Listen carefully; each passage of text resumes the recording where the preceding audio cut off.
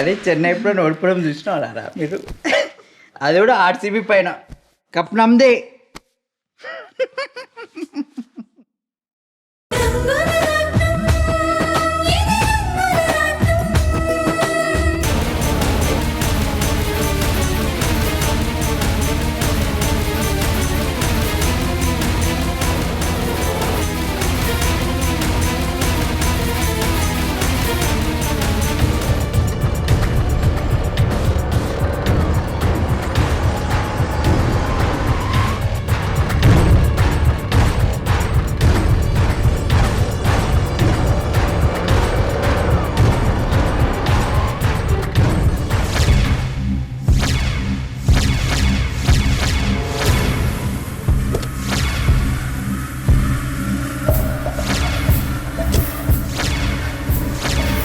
నమస్కారం సూర్యం గారు, బాగున్నారా? బాగున్నానమ్మా. తిరిగి బాగున్నావా అని మీరు అడగలేదు.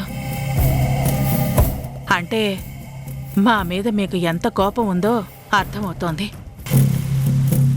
కానీ మీరు అనుకున్నట్టు నేను ఒకప్పటి మహిని కాదండి. ఇప్పుడు చచ్చిన పావుని. చేసిన తప్పులకి మానసికంగా కుంగిపోయాను. అందుకే నా వల్ల ద్రోహం జరిగిన వాళ్ళింట్లో దాసీగా పనిచేస్తున్నాను. ఎంతో కొంత రుణం తీర్చుకుంటున్నాను. శంకర్ ఇంట్లో ఉంటున్నావా? అవును సూర్యం గారు. కానీ అన్నయ్య మళ్ళీ మమ్మల్ని అపార్థం చేసుకున్నారు అంటేనే వినడానికే చాలా బాధగా ఉంది. కానీ అన్నయ్య వాళ్ళు కష్టంలో పడ్డ ప్రతిసారి కొండంత అండగా మీరు నిలబడ్డారు. వాళ్ళు రోడ్డున పడకుండా నిలబెట్టారు. అలాంటిది అన్నయ్య వర్ష విషయంలో మీతో గొడవ పడ్డారని విన్నాను. నువ్వు విన్నది నిజమేనమ్మా. కానీ శంకర్కి నా మీద కోపం రావడం నాకేం తప్పనిపించడం లేదు. తన మనవరాలు నా దగ్గర పెరుగుతుందని శంకర్ ఇన్నేళ్ళు ధైర్యంగా బ్రతికాడు. అలాంటిది ఇప్పుడు తన మనవరాలు నా దగ్గర లేదు అంటే శంకర్కే కాదమ్మా, ఎవరికైనా అలాగే కోపం వస్తుంది. తప్పు నా వైపు ఉంది కాబట్టి తల వంచాను. తప్పును సరిదిద్దుకునే అవకాశం కోసం ఎదురు చూస్తున్నాను. అదేంటి సూర్యం గారు అలా మాట్లాడతారు? మీరు తప్పు చేయడమేంటి? అది కల్లో కూడా జరగని పని. మిమ్మల్ని అర్థం చేసుకోకుండా అన్నయ్య తప్పు చేస్తున్నాడేమో అనిపిస్తోంది. మీరిద్దరూ కలిసి ఉండాలని నేను దేవుణ్ణి కోరుకుంటున్నాను. కానీ అన్నయ్య మీ మీద ద్వేషంతో రగిలిపోతున్నాడని విని తట్టుకోలేకపోతున్నాను. మా ఇద్దరిది ఒకే ప్రాణమై, వాడికి నా మీద ఎంత కోపం ఉన్నా వాడి మీద నాకున్న ప్రేమ తగ్గదు. శంకర్ ఆవేశం ఏంటో తెలిసిన వాణ్ణి. వాడి ఆవేశం ఎప్పుడు తగ్గుతుందో ఎలా తగ్గుతుందో నాకు బాగా తెలుసు. నువ్వు మారిన మనిషిగా వచ్చావు. మంచి మనిషిగా ఉండమ్మా. వస్తానమ్మా.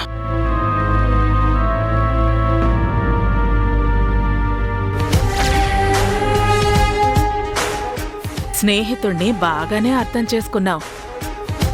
మాట కూడా పడనివ్వటం లేదు. కానీ నీలా శంకర్ అర్థం చేసుకోకుండా నేను చేస్తాను.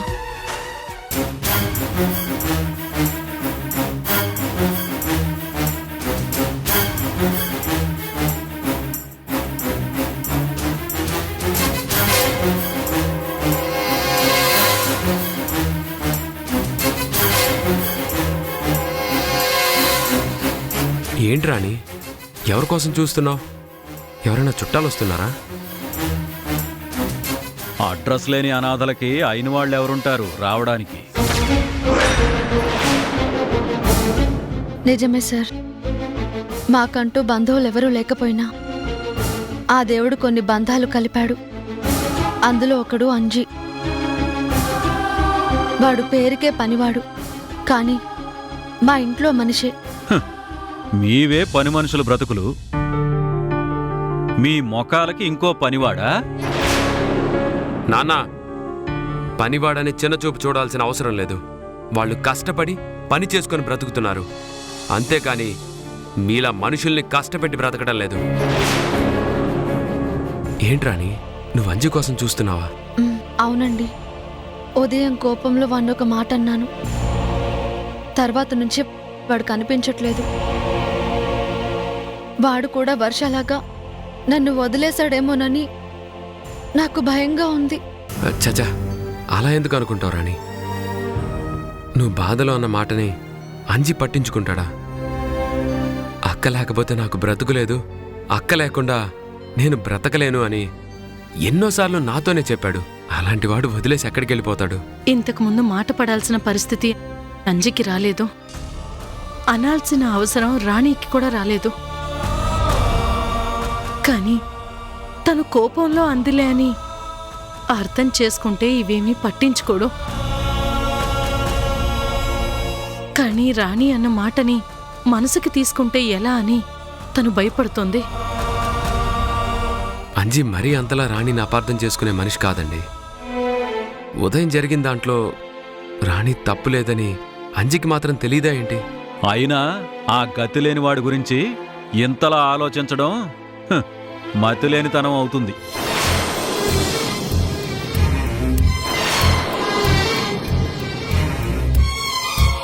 మతి లేక కాదు సార్, మమకారాన్ని చంపుకోలేక, నా అనుకున్న వాళ్ళని దూరం చేసుకోలేక నేను ఇంతలా బాధపడుతున్నాను. అంజీ, నేను తప్పు చేశానురా. తొందరపడి నీ విషయంలో నేను నోరు జారాను. నా కోపం వల్లనే నా వాళ్ళు నాకు దూరం అయిపోతున్నారు. చూడు రాణి, అంజికి బాధ అనిపించుంటుంది, నేను కాదన్ను. కానీ ఇంటిని వదిలేసి వెళ్ళడు. కోపంలో వెళ్ళాడు కదా, ఏ పార్కులోనో కూర్చొని ఉంటాడు.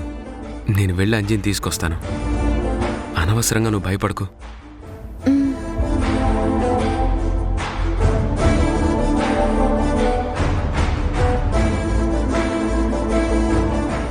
అమ్మా రాణి, మంచి మనసుతో నీడలేని మాకు ఈ గూడును చూపించావు.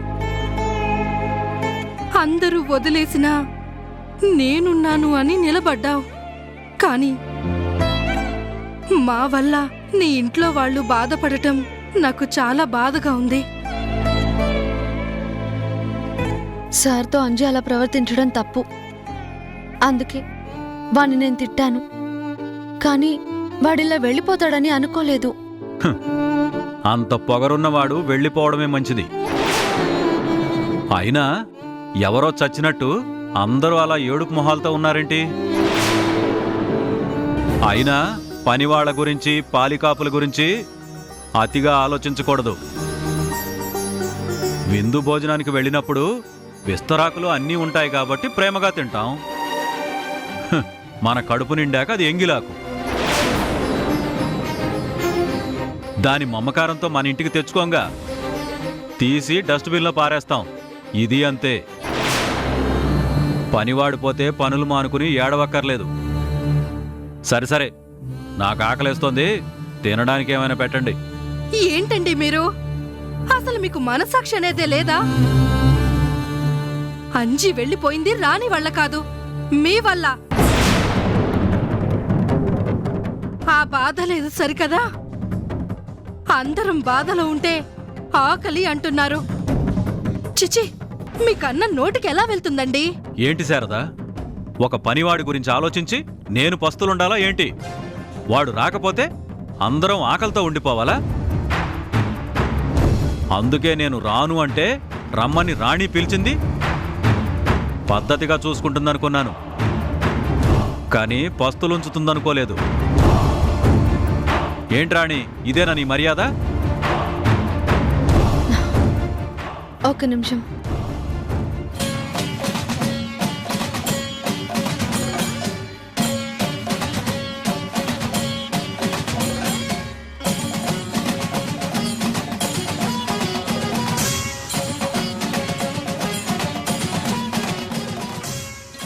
రెండు నిమిషాలు సార్, కాసేపట్లో భోజనం రెడీ చేస్తాను.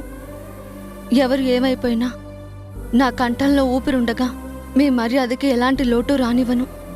తీసుకోండి సార్.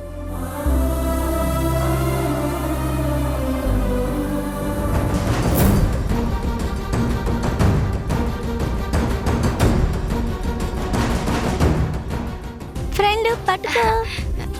ఇక్కడ ఫ్రెండ్ పట్టుకో. ప్రియా ఎక్కడున్నావు ప్రియా? ఇక్కడున్నాను ఫ్రెండ్. ఎక్కడ ప్రియా?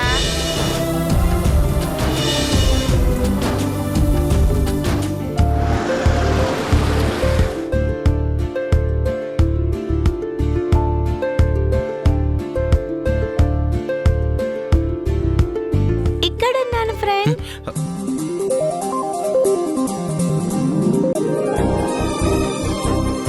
హే daddy out, daddy out, daddy out. Hey daddy out, daddy out. Sorry sir, చూసుకోలేదు. ఇది చూడకుండా పట్టుకునే ఆటే అనుకుంటాను. కరెక్టే, కానీ మీరొస్తారని అనుకోలేదు. అయితే నేనే రాంగ్ టైంలో వచ్చానన్నమాట. సో నేనే మీకు సారీ చెప్పాలి కదా. బాబు, అనవసరంగా ఎందుకు భయపెడతావు? అసలే సీత అమాయకురాలు. సీత ఏంటో హాస్పిటల్కి వచ్చి చూడు తెలుసమ్మా. మన హెడ్ నర్సులు కూడా డీల్ చేయలేని కేసుల్ని సీత అవలీలగా డీల్ చేస్తుంది. సీత అమాయకంగా కనిపిస్తుందే కానీ అమాయకురాలేం కాదు. మంచిది, మంచి మనసున్నది. నిజం చెప్పారు బాబు. సీత వచ్చాకే కదా మన ప్రియ అల్లరి తగ్గింది. చూడు డాడీ, తులసమ్మ ఎలా మాట్లాడుతుందో. నేనెప్పుడైనా అల్లరి చేశానా? నువ్వు మా బంగారు బొమ్మవమ్మా. నువ్వెందుకు అల్లరి చేస్తావు? సీత, పాపకి బ్లడ్ ఇచ్చాడు కదా, అతను మళ్ళీ కనిపించాడు. ఏంటి, అంకుల్ కనిపించారా? మరి నీతో ఇంటికి ఎందుకు తీసుకురాలేదు? రమ్మని చెప్పాను తల్లి, కానీ ఏదో పనుందంట, ఇంకోసారి వస్తానని చెప్పాడు. ఓ, కనీసం ఇప్పుడైనా పేరు అడిగారా సార్? అడిగాను సీత, ఫోన్ నెంబర్ కూడా తీసుకున్నాను. అవునా? అయితే ఒకసారి నెంబర్ ఇవ్వండి, నేను ఫోన్ చేసి థ్యాంక్స్ చెప్తాను. సరే. ఆగు డాడీ. ఏంటి ఫ్రెండు, ఫోన్లో థ్యాంక్స్ చెప్తావా? అవును ప్రియా, అంత సాయం చేసిన మనిషికి మనం థ్యాంక్స్ చెప్పకపోతే ఎలా? అదే ఫోన్లో చెప్తే ఎలా అని అడుగుతున్నాను. మరి ఇంకెలా చెప్తారమ్మా? డాడీ దగ్గర అంకుల్ ఫోన్ నంబర్ ఉంది కదా, అందుకే డాడీ ఫోన్ చేసి అంకుల్ ఫ్రీగా ఉన్నప్పుడు ఇంటికి తీసుకొస్తారు. అప్పుడు మంచి పార్టీ ఇచ్చి థ్యాంక్స్ చెప్తాం. ఏం ఫ్రెండు, నువ్వే చెప్పి నువ్వే మర్చిపోతే ఎలా? సరేనమ్మా, నువ్వెలా చెప్తే అలాగా. నీకు సీత ఫ్రెండ్ అయినట్టు తను నాకు ఫ్రెండ్ అయ్యాడు. నేనే ఇంటికి తీసుకుని వస్తాను, అప్పుడే థ్యాంక్స్ చెప్పండి. సరే, ఇంతకీ తన పేరేంటి? అతని పేరు చెప్పండి. ఫ్రెండ్. ప్రియా చెప్పింది కదా ఇంటికి తీసుకుని రమ్మని. తీసుకొచ్చాకే పరిచయం చేస్తాను, అప్పుడే పేరు చెప్తాను.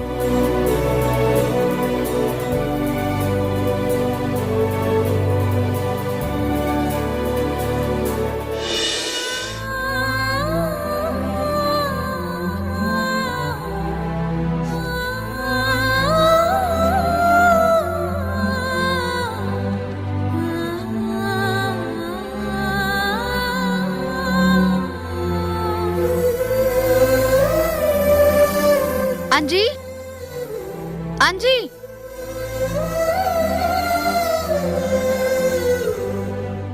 అదేంటండి అంజీని తీసుకొస్తానని వెళ్ళారు? అంజీ రాను అన్నాడా? అసలు అంజీ కనపడలేదు రాణి. చాలా చోట్ల వెతికాను. అడుక్కునేవాడికి 66 ఊళ్ళు అన్నట్టు వాడు బ్రతికే బ్రతుక్కి బ్రతుకే లేని ఇల్లే కావాలా? ఎక్కడికైనా వెళ్ళి బ్రతుకుతాడు. చాలా ఆపండి. ఇంట్లో మనిషిలా ఉన్నవాడు వెళ్ళిపోవటానికి కారకులు మీరు. మీరే అనవసరంగా గొడవ పెట్టారు. మీరు బాధపడకూడదని రాణి మనసును చంపుకొని అంజీని కొట్టింది. అంజీ ఆ బాధతోనే వెళ్ళిపోయాడు. కనీసం ఆ జాలి లేదు సరికదా, తిరిగి ఇలా మాట్లాడుతున్నారు. ఏంటమ్మా రాణి, రోజు రోజుకి ఇంటి పరిస్థితులు ఇలా మారిపోతున్నాయి ఏంటి? అంజీ ఇంతలా పట్టించుకుంటాడని నేను కల్లో కూడా అనుకోలేదు. నువ్వు కోపంలో వాణ్ణి ఎన్నోసార్లు తిట్టావు. బాధపడకు అంజీ అని నేను వాడితో అంటే మా అక్క నన్ను తిట్టకపోతే ఇంకెవరు తిడతారు అనేవాడు.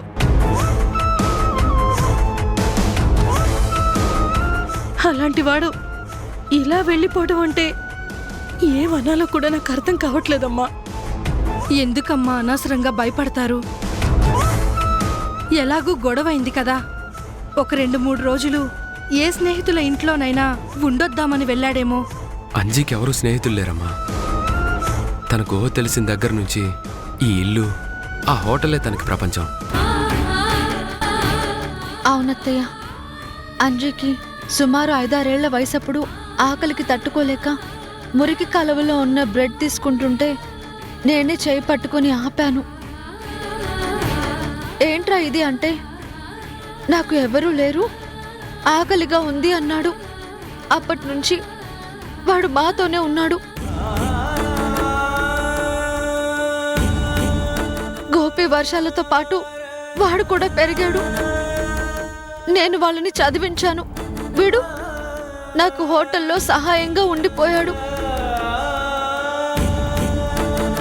తమ్ముడు, చెల్లెలు, అంజీ అందరూ నన్ను వదిలేసి వెళ్ళిపోయారు.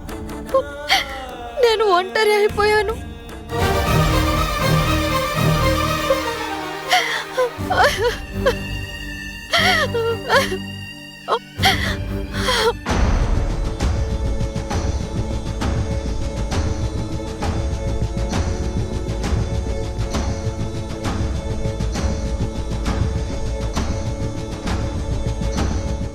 ఏంటి గ్రాని, వంశీ నాతో కలపడానికి ప్లాన్ చెప్తానని చెప్పి గంట నుంచి ఆలోచిస్తున్నావు.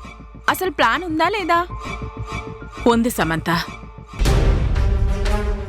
ఒక అద్భుతమైన ప్లాన్ ఉంది. కాకపోతే అది అమలు కావాలి అంటే నువ్వు మరింత నాటకవాడాలి.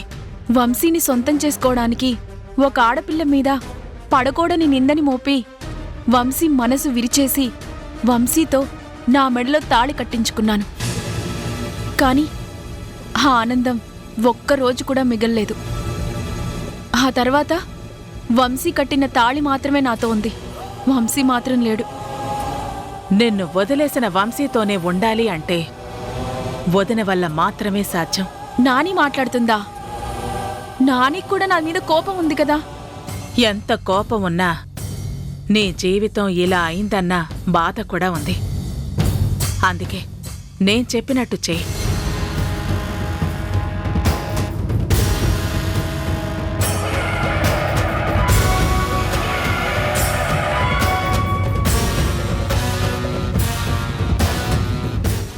అర్థమైంది కదా? తిన్నగా నువ్వు మీ నాన్న దగ్గరికి వెళ్ళి ఇలాగే చెప్పు. తర్వాత ఏం జరుగుతుందో చూడు. అలాగే గ్రాని, ఇప్పుడే మాట్లాడతాను. నువ్వు రా. ముందు నువ్వు వెళ్ళు, నేను మధ్యలో జాయిన్ అవుతాను. ఓకే.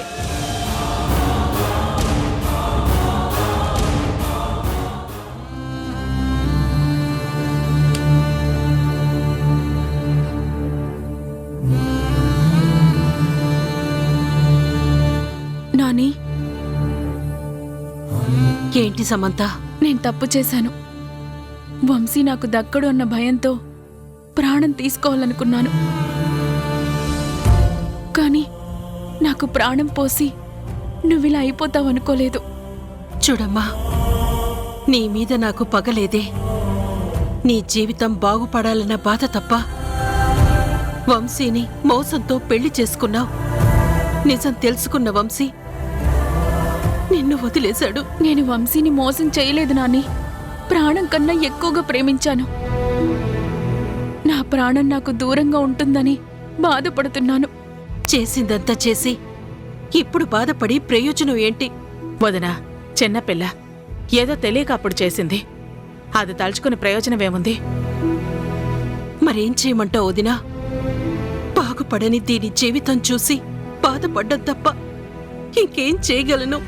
నాని, నువ్వొక పని చేస్తే వంశీ నాకు మళ్ళీ దగ్గరవుతాడు. అదేంటో చెప్పు. మీరు కలుస్తారంటే చివరికి నా ప్రాణమైనా ఇస్తాను. నీ ప్రాణం తీసుకునేంత దుర్మార్గురాలు కాదు నాని నీ మనవరాలు. మంగళగౌరీ వ్రతమని ఒకటుందంట.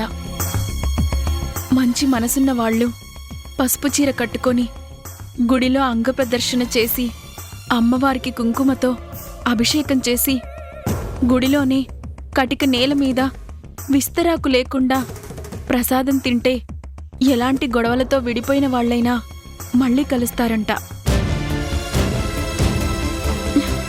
అవునా? అలా చేస్తే నిజంగానే కలుస్తారా?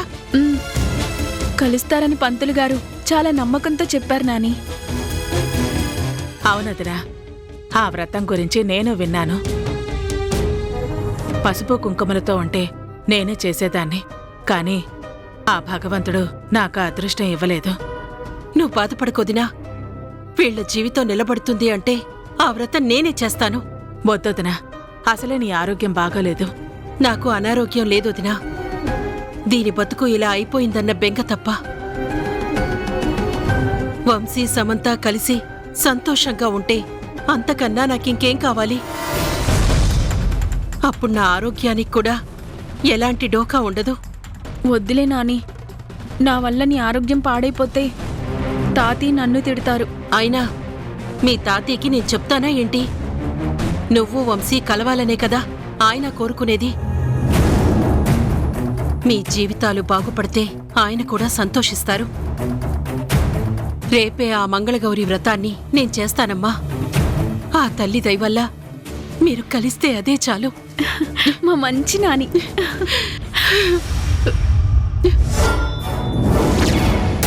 సమంత, నిన్ను అడ్డు పెట్టుకుని కొత్త నాటకం వాడతాను. అంకుల్ అంకుల్ అంకుల్, బండి ఆపండి. ప్రియా, నువ్వేంటమ్మా ఇక్కడున్నావు? స్కూల్కి వెళ్తూ పెన్ను మర్చిపోయాను ఫ్రెండ్. మా ఫ్రెండ్ పెన్ కొనడానికి వెళ్ళింది. మరి నీ ఫ్రెండ్ వెళ్తే నువ్వెందుకు వెళ్ళలేదు? స్కూల్కి టైం అయిపోతుంది, అందుకే నా ఫ్రెండ్ నన్ను రావద్దంది. నీకు కూడా పరిచయం చేస్తాను. Okay okay.